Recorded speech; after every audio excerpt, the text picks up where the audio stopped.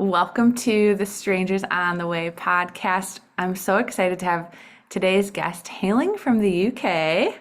I just love the UK so much. I met Eléna Kappers a couple months ago when I was in Glasgow, Scotland, and got to have a dinner with her, some of her fellow students on the University of Glasgow campus, and was just so amazed by your generation is just like stunning. And yeah, I'm blown away by you. And we got to talking about some really neat research she was doing, and she's got some really fun plans this coming year. So, Eléna, welcome to the podcast. I'm so excited for people to get to know you. Thank you so much. Thanks for having me here. It's so good. Well, could you start to sharing a little bit about yourself for our listeners? Yeah, for sure. Well, as you said, I'm Eléna, and I think the first thing that springs to mind when I try to describe, okay, who am I, is this common question that probably every single person asks, like, where are you from? And for me, that is actually a really difficult question to answer, and it brings up a lot about who I am and where I've been. So as you can tell, my accent is very North American, but I was just studying in Scotland at the University of Glasgow, and I just finished my degree in psychology and theology there. And I've moved back down to Birmingham, where my parents are living for the moment. So Birmingham, England. So it's still in the UK. Um, but I would say when people ask, where are you from? It is such a jumble of different cultures that I mean, often I just share Canadian because of my accent, but I would say I am part German, I am part Dutch. I grew up in the Middle East. I am part Canadian, and now I am living in the wonderful land of the UK. So that's me. It's amazing. I feel like there's like 10,000 stories just from that couple of moments. What has been your favorite? Do you have a favorite nation or are they all like Oh, that's such a different? difficult question. Yeah, yeah, I bet. Um, I would say that every single place that I've lived is really, really close to my heart. Yeah. However, I am especially fond of Yemen because that is where I grew up. I spent the first 9 years of my life there. Wow. And just because of the culture and connections that I made there, I feel really, really close to Arab culture. And that was one of the big reasons why my parents actually moved to Birmingham. There's a big Yemeni community here. Wow. So, yeah, I'd say Yemen, but to be honest, home is wherever family is. So at the moment, that's Birmingham. Yeah. Oh my goodness, that's amazing. What's Yemen like? I've never Oh, met anyone from Yemen. yeah. So Yemen is in the Middle East, just below Saudi Arabia. And it is such a country of hospitality. I Hmm. think that is probably the word that describes it most. I think any Arab country that you go to is going to be so hospitable. That's just Arab culture for you. Wow. But my experience of growing up in Yemen is, you would walk along the street and people would call out to you and say like, "Come inside, have some tea, have some dinner." And I remember as a little kid just walking through the souk, through the market, and people would give me candy and little toys, and everyone was so welcoming because that is such a huge part of their culture. It's so important. Um, yeah, so I think that sort of encompasses Yemen, but also I think when I think of Yemen, I think of just my childhood. Hmm. And warmth and also a lot more freedom probably than the UK. If you lived in the UK, you probably know something called health and safety. And that's everywhere. But in Yemen, there's a bit less health and safety, a bit more fun, do whatever you want. So it made for a very lively childhood, very crazy childhood, which I am super grateful for. That's so fun. What is health and safety? Is it Health just and safety. Yeah, in the UK, health and safety is basically everywhere. It's the laws put in place in order to make sure people are safe, uh, Mm. make sure no one can be sued. Oh, Um, yeah. It's things like When I first came to the UK, me and my brothers, we were climbing some trees in a local park. Just as kids do, we would do that all our lives growing up. And this old lady comes over and she's like, "Get down from there. You can't be doing that." And we're like, "Why?" And she's like, Oh no. "It's against health and safety. You could fall and crack your head open." And so Mhm. it's for me, health and Yeah, safety is sort of a bit over the top. sure. Yeah. That's so funny. I know there's so much fun being a kid and having freedom and Hmm. yes. Yeah, it's interesting. My cousin and I were just chatting, and she read a book called The Anxious Generation by a researcher here in the States. And he was saying like giving kids responsible play, they call it, and freedom is such Yeah. an important part of development Yeah. in like giving them a bit of autonomy. And we've kind of limited that for various reasons too here, like for safety as well. But it's like it's so vital to like development. So I love that that was a part of your childhood. Yeah, for sure. I definitely think that came out a lot with me and my brothers, especially with my older brother. He's a bit rambunctious, crazy. And for a while, my mom, she would be, running around after him as a kid. And she got this really great advice from an older lady that also lived in Yemen. Um, and she said, like, she was sort of, venting about, "Oh, what should I do with Matthias? Like, he's constantly driving me crazy. He's doing all this dangerous stuff. I can't keep control of him." And all the older lady said is she's like, it's difficult raising leaders, isn't it? Wow. Wow. And that really hit my mom. She was like, yeah, yeah. And I think there's some real truth in that. Like, if we keep people so sheltered, they're not going to have the opportunity to really strive and go above and beyond. That's so good. Oh, I love that. And what a perspective shift too. Yeah. Yeah, that's beautiful. Wow. Oh, it's so neat. Well, you just spent your last few years in Glasgow. What was your college or university experience? What was it like? It was, I know when I visited, it was such an international campus. So that's Yeah. like really fun. But yeah, what were some highlights from your experience being a university Yeah. student? Um, man, I think my time at university was really a roller coaster. Mhm. I started university 2020, right in the middle of the pandemic. So actually, everything was online. And I moved to Glasgow and basically would just spend all day long sitting in my room on Zoom Oh doing my my lessons. And like, you weren't allowed to go out, you weren't allowed to meet. I wasn't able to go to church in person either. So that was difficult for the first year.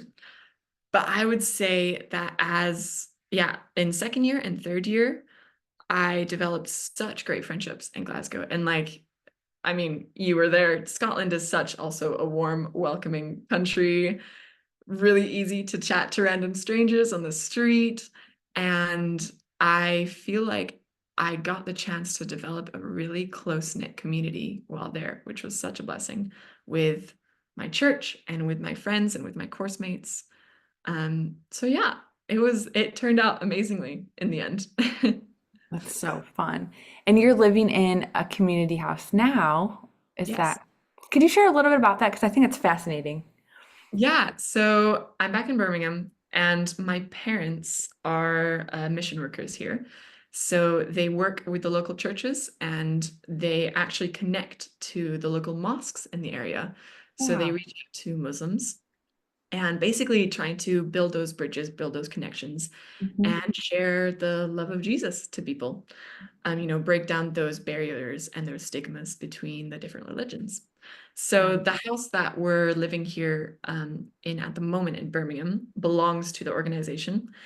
And part of my parents' job is looking after the interns that come. So we have Bible Oh, school students, we have lots of different people from all over the world that come and stay with us, maybe short term or long term. They could come for like, I don't know, 6 weeks to 2 years. And they basically learn and see, okay, what does cross-cultural mission look like in a Western context? Because Birmingham is so multicultural. And then that gives them space to perhaps go out and be led to other different countries. Yeah, so we live in this community house with the interns, and I've lived in community all my life. So my house in Yemen was also a community house. Wow. Oh my goodness, Mhm. I love that. I've been asking God about the church in Acts, and it says like in Acts 2 that they like ate together, prayed together, everything together. And I don't really see it in the US. Like we're a bit isolated, and so what's it been like living in that all your life? Yeah, I would say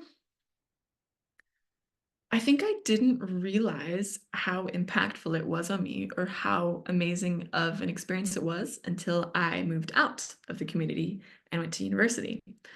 And I think there at university, I realized how fortunate I was to live in this community of other believers who, yeah, like you said, would have dinner together. We have games nights, we have movie nights. We really genuinely love spending time together and building connections. And it's people from all these different places with all these different experiences, but we all have the opportunity to share that with another. So I feel like that was so influential for me growing up, just to develop also my own understanding of who God is and who I am, to hear the different perspectives of, people who were moving away to live in a country because they felt that God told them to do so. And yeah, it's definitely impacted me a lot and impacted my spiritual formation. It also feels like every single time I came home from university, it was a bit like going on a spiritual retreat. Um, Mm, because yeah. we just have prayer meetings all the time and, deep chats about God. And yeah, that's what makes it beautiful. Wow. Oh, that's amazing. What have you learned from like cross-cultural mission, um, especially having been so many different places? Yeah, good question. I think something that I learned when I started to really look into cross-cultural mission myself was,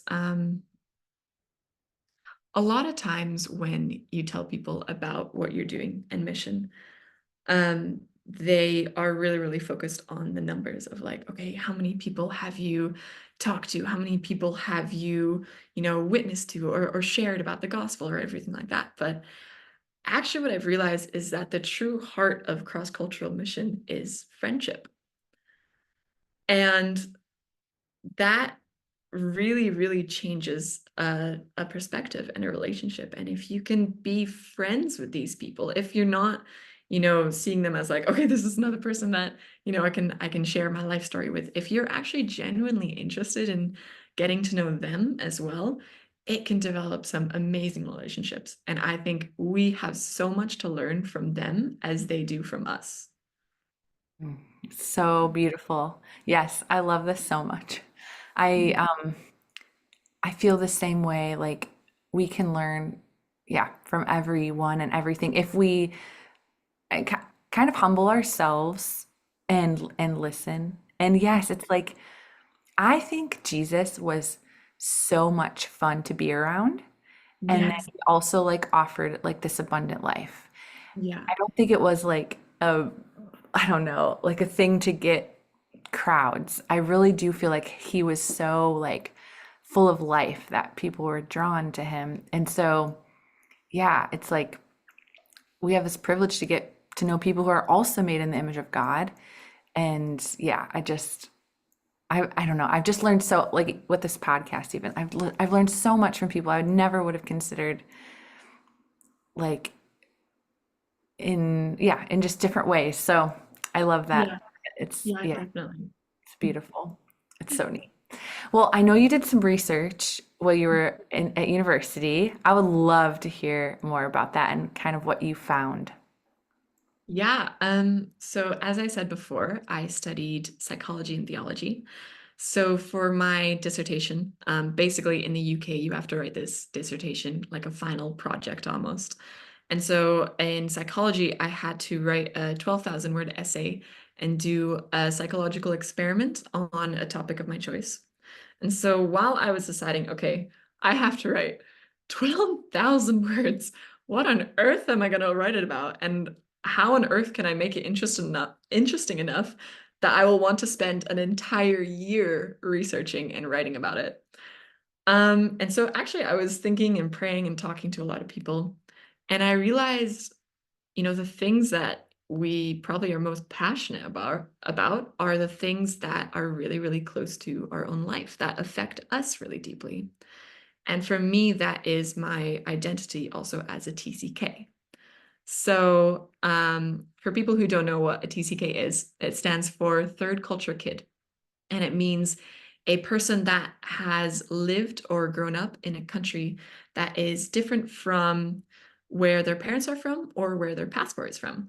So, for example, my mom is German, my dad is Dutch Canadian. However, I grew up in Yemen.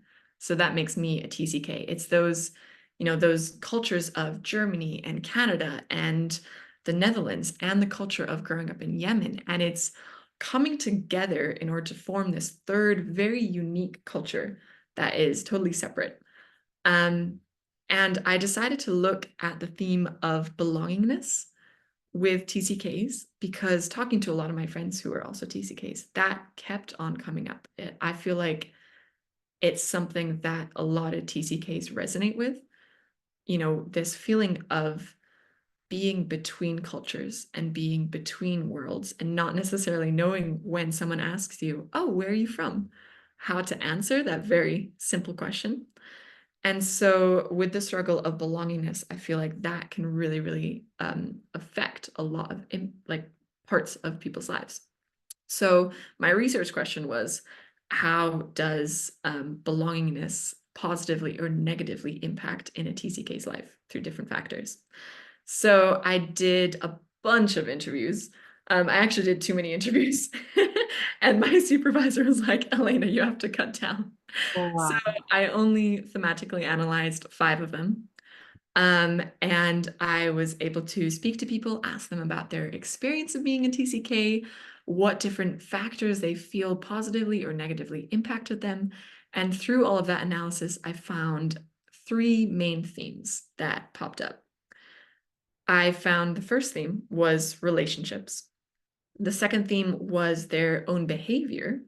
And the third theme was their worldview. And so within each of those 3 themes, I actually subdivided them into 2 sub-themes.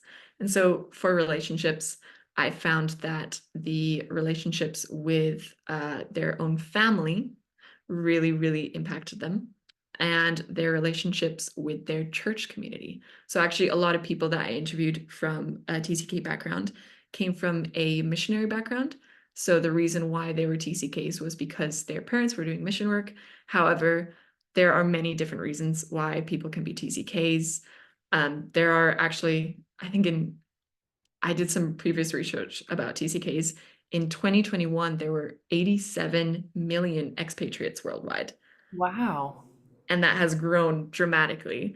Wow. And so people can be TCKs through, being from in mission work or foreign service, or their parents are teachers, or uh, all those sorts of things. And I think the reason why you're TCK definitely impacts. But my research was specifically focusing on people from a missionary kid background. Um, anyway, yeah, that's a side note. Then the second theme on behavior, I looked at whether their actions of trying to adapt to belong in different places affected their sense of belongingness, and also their own sort of thoughts about whether they belong or not. And then finally, that worldview, that was extremely important. So the first thing that really impacted their worldview was this thing that I described as the TCK experience, of being a TCK, and how does that affect how you view the world, how you view cultures and other people. And the other part that really impacted their worldview was actually their own personal faith and belief in God, whether they still had that as a TCK, um, and how that influenced how they interacted with people or felt belongingness in different cultures. Wow. That's amazing. And did you find that it like what was their like I assume their worldview would be so unique than just coming from one nation. Yeah, yeah, for sure. I found that every single person that I interviewed was really, really grateful for their TCK experience and for this TCK worldview. However, basically every single one of my participants acknowledged that, yeah, we don't think that we will ever truly belong, and that is because of our TCK experience. However, that's not something that we would give up for anything actually in the world. So even though there's this pull of like, yeah, we're not going to belong because we don't fit into, all these different places fully, it didn't necessarily mean that they wanted to give up that experience because of what that gave them. It meant that they could move between cultures more. It meant that they could understand lots of different people more. It meant that a lot of them felt that they had experienced a lot more things than people their own age. And they felt real deep value within that. Um, and for the personal faith, as I said, like all of the participants that I interviewed came from a missionary kid background. That didn't necessarily mean that all the participants had a current belief in God. So I had quite a few participants that, because of particular trauma that they had gone through, for reasons of why they had to leave the country, because of this wrestling with, okay, where do I belong? All these different questions. They had actually given up their faith in God. However, they especially, I think, acknowledged the influence of the church community and the global church community, which was really, really interesting because even though, they didn't necessarily believe in God, they really valued the fact that wherever you go in the world, there is this global family of believers.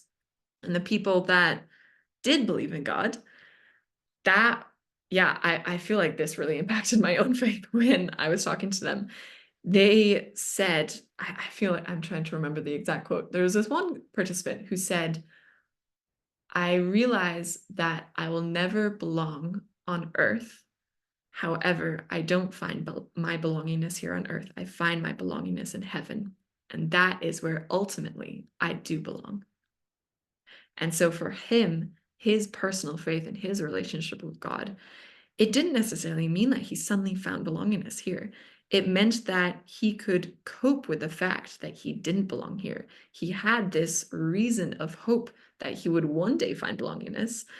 And it was a real comfort as well in the times when he couldn't connect to people, in the times when he didn't feel a strong sense of home because he knew Jesus actually is my home and I can put my home and my trust in him.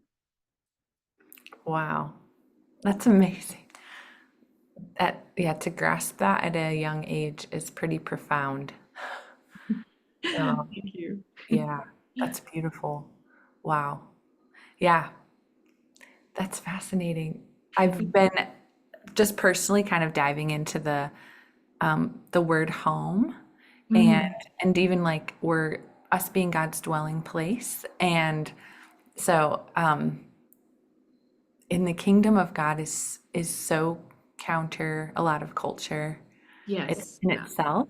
And so there is like this like, oh, we don't always fit or make sense, you know? Even Yeah. like generosity doesn't really make sense, but it Mhm. works in the like it's like a different system, a way of thinking. Um, and it's beautiful, like it brings so much life, but it doesn't really make sense to some of the world systems. And Yeah, for sure. so Yeah. that's yeah, that's fascinating. But to know that there is a place of belonging. Mm. Did they speak to anything about their personal identity, like having a sense of who they were, even despite all the different changing conditions that they've been in? Mm. Yeah. I feel like for their personal identity, a lot of them actually came back to that TCK identity. However, it's really interesting to see the people who maybe struggled with integrating into a new culture, especially when moving from a Middle Eastern context or uh, a missionary context into the West. And if they had gone through some sort of traumatic experience with that, there were some participants who actually pushed away from their TCK identity, who were like, this is something that makes me stand out, and I don't want to stand out. And so when people ask them, oh, where are you from? They would just pick one thing and stick with that. And I found that really, really interesting because I can definitely relate to that. I think when you're struggling to find that sense of belongingness and when you don't necessarily have that, you're like, okay, I want to have that one answer. I don't want it to be difficult. And I think that's definitely something that I really struggled with when moving from Yemen. I think my own move from Yemen was, in a way, quite traumatic as well. And it took me quite a few years to come to that realization and be okay with, you know, accepting that I'll never find a sense of belongingness and accepting that TCK identity when I still had sometimes so much anger that, okay, why can't I be like other people? Why can't I just have this one sense of home? Why can't life be simple? So I found that really interesting that a lot of TCKs did really struggle with that. And it definitely made me reflect a lot about, okay, how did moving through all these different countries affect my own sense of the world and my own sense of belongingness? Wow. Yeah, as you were processing this with everyone, I love like we find ourselves in each other's stories a lot of time. So as you're like unpacking this with the participants, Yeah. what did it bring up in you? What have you learned? What have you gleaned? Like what did you have to wrestle with? You shared a little bit, but Yeah. any yeah, highlights from that process? Yeah. I think it definitely humbled me a lot. I think I especially realized this when talking to other participants, but also when reading previous TCK research, where I was reading these sort of passages about how TCKs cope and what sort of protective mechanisms they can put up or barriers are in their life in order to protect themselves. And I was really struck because I was like, I can see myself in a lot of these things, and I can see how my own behavior in the past really fits with this. So for example, moving to the UK, that was a really difficult time in my life, actually, because the reason why we left Yemen was because of civil war. So I don't know if you know much about Yemen's history, but in around 2010, 2011, just after the Arab Spring uprising, there was a civil war where the Houthis, which is the sort of gang there, they revolted against the leader Ali Abdullah Saleh, who was in power at that time. He was quite a corrupt leader. And that was the main reason why my family had to be evacuated from Yemen, as well as with a lot of the people there. And to be honest, when we left Yemen, we didn't exactly think like, okay, this is it. We're never coming back because little skirmishes like this had happened before. So a lot of us, like the other mission workers as well, we thought, okay, we'll go and then we'll come back after a couple months. So my family were planning on going to Germany to my grandparents' house and then coming back. And thankfully, my mom had a sense within her, which is so much, from the Holy Spirit, from God, where she was like, I feel like actually this is more serious than we think. And I feel like we're not coming back. And so she made sure to pack up, some really, really valuable things, heartfelt things. She sat me and my brothers down and was like, okay, what toys do you really, really, really want? And she made sure to pack those. And I'm still so grateful to this day that she did that she had the hindsight and the wisdom given from God to do that. But it meant that when we eventually settled in the UK, it was starting to dawn on me like, okay, we're not going back to Yemen. And that was such a difficult truth to come to terms with. Something that I think as a 10-year-old child, I didn't necessarily want to acknowledge that. And it took me many, many years to yeah, admit that I had such anger and resentment against the UK, against a country. And this was also highlighted in some of the research that a lot of TCKs, when they move and when they don't want to move, when they move perhaps prematurely or they aren't given the opportunity to say goodbye to this country that they love so much, they can hold a lot of resentment against this new country, not for a particular reason, not for anything that the country did, but just because it's not their original home. It's not their home country. And so definitely doing this dissertation, I was really humbled and I was like, wow, okay, I need to do a lot of processing and forgiving of the UK because I held a lot of anger and it took me a long time to settle here. I think after I did that, after I went through a period of really bringing this anger and this pain towards God, that helped me so much. Yeah. It's definitely something that I'm still going through, but yeah. It makes so much sense that there would be, yeah, pain. And then just I think when it sits there, it can be like, yeah, turn into like resentment. Yeah. That's Yeah. beautiful. Like, yeah, that you got to process it, and it makes it, yeah, I think it makes a ton of sense. Like, especially if you don't get to say goodbye or your whole life, and that was your childhood. Um, yeah, wow. Thank you Yeah. for sharing that. No worries. Yeah. And I think with what you were saying, like processing pain, I think that doesn't necessarily only affect TCKs. I think, so many people Yeah. have unresolved pain Yes. and unresolved trauma as well. Studying psychology, I know that like so many things from people's childhood, so many things from people like growing up, they can hold on to that. And the effect that trauma has can be huge. Yeah. There's been actually a lot of research about not only the mental and psychological impact of trauma, but actually how trauma can take hold and impact your body, and how we can sometimes store trauma and store this pain in the body, and the importance of actually releasing that.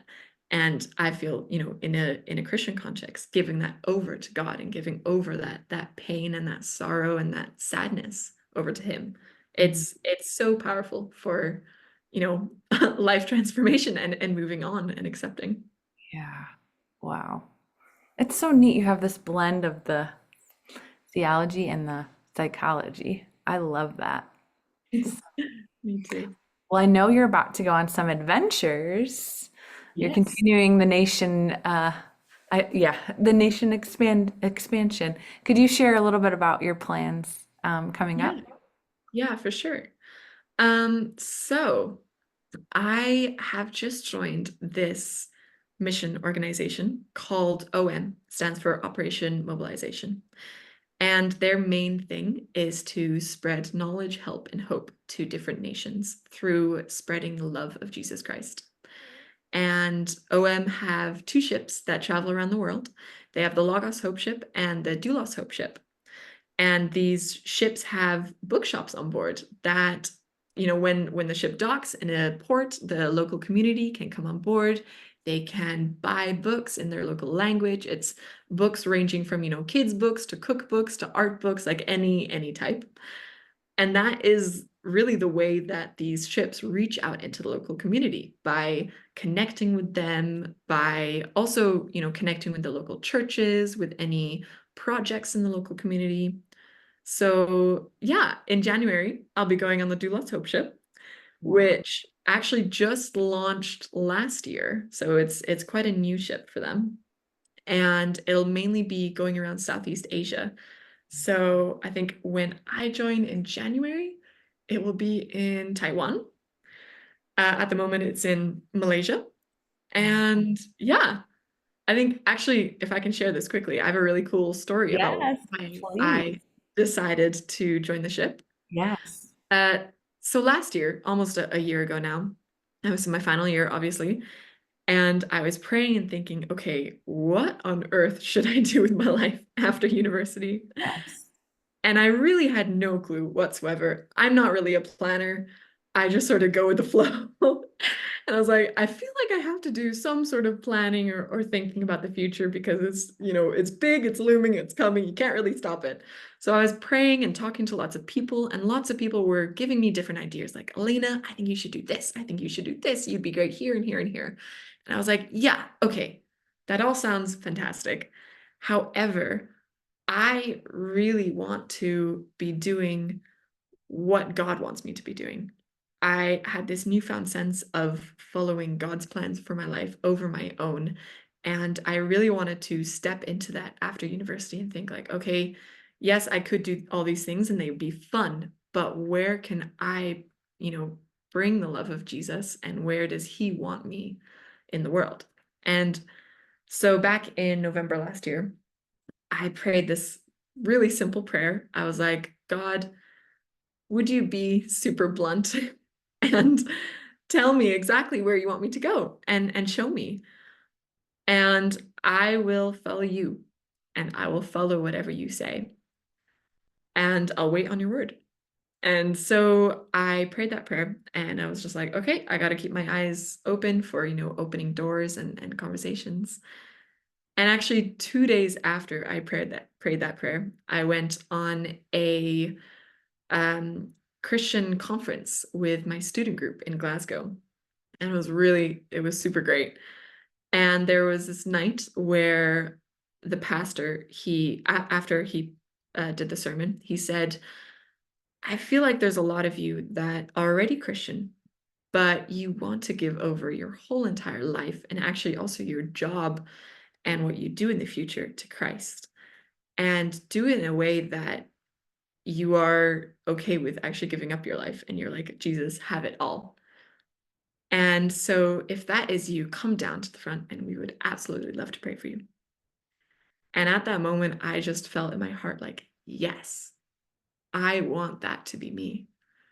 And so I walked down to the front and a bunch of ladies came around. I didn't know them at all. I had never met them before. And one of them started praying for me. And she said something. She was like, okay, just, discern if this is from God or not. But I feel like God is really simply saying, get on the boat. And she said, and I don't know if that's a literal boat you have to get on. And I was just like, total shock and awe because, I had already been praying about, okay, should I join OM? Should I get on these ships, these boats? And I was really unsure about it. And so as soon as she said that, I just felt such an overwhelming sense of gratitude and peace in my heart. And I just knew like, yes, this is what I'm meant to be doing. And so I started talking to my pastors and my church leaders about this and slowly, pushing the doors and seeing like, okay, is this what I'm meant to be doing? And it just happened. And yeah, it's amazing how it's happened without me doing much. So that was such an amazing answer to prayer that I am still so grateful for about. Wow. Um, and yeah, so I'll be doing that for a year, starting January. That's amazing. I love that. Get on the boat. Yeah. That I love is how blunt so and direct he fun. was. Yes. Oh, it's so Exactly what I good. needed. Yes. Oh, that's so beautiful. I love that so much. And I know you're support raising for that. Can we share your link in our show notes? Yeah, for sure. Yeah. I have a link for UK residents, but you can also, if you're from a different country, USA or Canada, you can connect with OM USA or OM Canada and share through that. And just, yeah, I'll send you the details. Yeah. It's so fun because in the kingdom of God, like when we sow into things, and I just feel like you're such a worthy person to sow into, it does say like we will reap as well. And yeah, I love that it's almost like you're the one sent, but it's like you have a team that is with you, just like cheering you Sure. on from home or from abroad. And it's so I don't know. Um, I support race for my last role, and I always felt like, wow, I literally have this team that's going with me. I'm just the one that's like in the nation, but they're like in it too. So it's really fun to be a part of the adventure together. So I'll post Sure. that for people that just feel maybe called to that region or yeah, just sewing into what God's doing in your life. So that's beautiful. I'm so excited for you. Can't wait to hear stories. Are you gonna write a blog or anything while you're doing your Yes, international? I'm planning on sending out a newsletter, Oh, hopefully monthly if I can keep on yeah, top of yeah, that, yeah. just by email. Yeah. Oh, it's so fun. Oh, I'm so excited for you. Well, I love to end with just like any words of wisdom, things learned, anything like a lot of our listeners are from the USA. So anything you'd like to say to the States, anything at all, it's your open platform before we close. Cool. Yeah. Oh, so much opportunity. No, of everything. Um, I think perhaps something is as I'm preparing to go out and do international mission, I think something that I've really realized is that God calls us to do mission and to spread his love wherever we are, whether that is in the USA, whether that is in England, whether that is in Asia. It's wherever you are put, God can really use you. And like you were talking about before, it's the relationships and how people see you and interact with you in those friendships, like viewing Jesus through believers is such a powerful way of spreading the love of Christ. And so perhaps that's an encouragement for some people that wherever you are, you can really reach out and make an impact Yeah. through simply how you live and simply how you love as well. Oh, so beautiful. Yes, well said. Oh, well, Elena, thank you so much. You're such a joy. I'm so excited to just like follow your journey throughout the next decade. And so, um, yeah, thank you for sharing your experiences. And it's really neat hearing someone who's had, yeah, your experiences at such a young age. So thank you for being a part of the podcast. No worries. Thanks so much for having me. This was amazing, Lauren. Thanks.